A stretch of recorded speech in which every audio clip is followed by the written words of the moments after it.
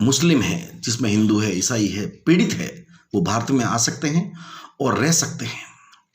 पीड़ित गैर मुस्लिम मतलब जिसमें हिंदू है। पर सबसे ज्यादा विरोध अशोक जी गहलोत साहब ने 3 बार विधानसभा में प्रस्ताव पारित करके किया कि यह बिल्कुल नहीं होना चाहिए। आप भाइयों ताज्जुब करिए कि जिन हिंदुओं की आबादी 14% थी पाकिस्तान में 47 के अंदर, आज 2% रह गए। कन्वर्ट कर दिया गया है, मार दिया गया है, या उनकी लड़कियों को उठा के ले जाते हैं, उनसे शादी करते हैं। पर ये उनको सुहाया नहीं गहलोत साहब को, और 3 बार विरोध में प्रस्ताव पारित करवाया। अब आपको क्या करना है आप जान गए होंगे, विरोध करिए। दूसरा मुद्दा, मध्य प्रदेश सरकार ने महाकाल में कॉरिडोर बनवाया, महाकाल कॉरिडोर। योगी जी की सरकार ने काशी विश्वनाथ कॉरिडोर बनवाया। गहलोत साहब ने क्या बनवाया? सालासर बालाजी धाम हमारे बहुत बड़ा है, खाटू श्याम जी बहुत बड़ा है। एक नया पैसा नहीं दिया, एक नया पैसा भी। हाँ, तना पीर की दरगाह के लिए 100 करोड़, कपासन की दरगाह के लिए जो चित्तौड़ के पास में है 500 करोड़ लीजिए। मंदिरों के लिए नहीं है, क्योंकि हम हिंदू है या नहीं है ये आपको सोचना है। मंदिरों के लिए पैसा नहीं है, मस्जिदों के लिए है। तीसरा मुद्दा, जोधपुर में जब दंगे हुए थे, मुसलमानों ने बेरहमी से पत्थर फेंके थे, लोगों के घरों पर अटैक किए थे। गहलोत साहब ने रात को कोर्ट खुलवा के उनकी जमानतें करवाई थी। भरतपुर में दंगे हुए थे, 100 के आसपास हिंदुओं की दुकानें जला दी गई।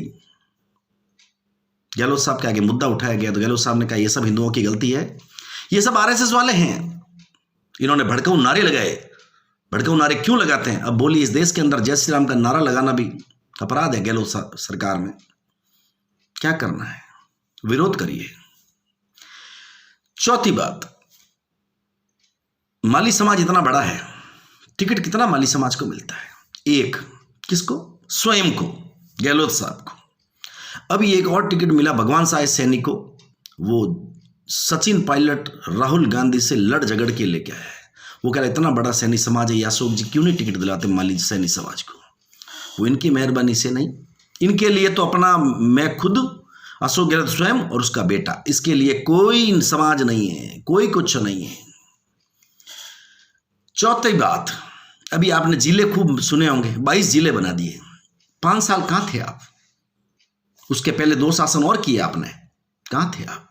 तब जिले क्यों नहीं बनाए? जिले नहीं बनाए, आपने प्लॉट काटे हैं। जिले तो 5-6 जरूरत थी, 22 जिले क्यों बनाए? वोट लेना है। और एक मुद्दा, ओपीएच स्कीम, ओल्ड पेंशन स्कीम, 2004 के अंदर ओपीएच स्कीम को बंद कर दिया गया, पर इस आदमी को वोट चाहिए थे तो वापस लाया, और कंगाली के हालात पैदा कर दिए जाएंगे। दोस्तों, ये पैसा कोई अशोक गहलोत अपना प्लॉट जमीन मकान बेच के नहीं देने वाला, ये आपके ही पैसे हैं, आपकी जेब से लगने वाले हैं। ये बर्बाद कर देगा आपको सबको। विरोध करिए, वोट मत दीजिए इस आदमी को।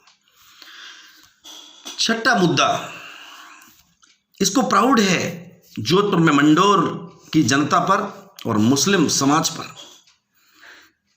मैं दोस्तों जानना चाह रहा हूं मंडोर के लोगों से, 5 साल में एक बार ये मंडोर आया हो, समाज के लोगों को बैठाया हो, उनसे पूछा हो, तो दोस्तों आपको क्या चाहिए?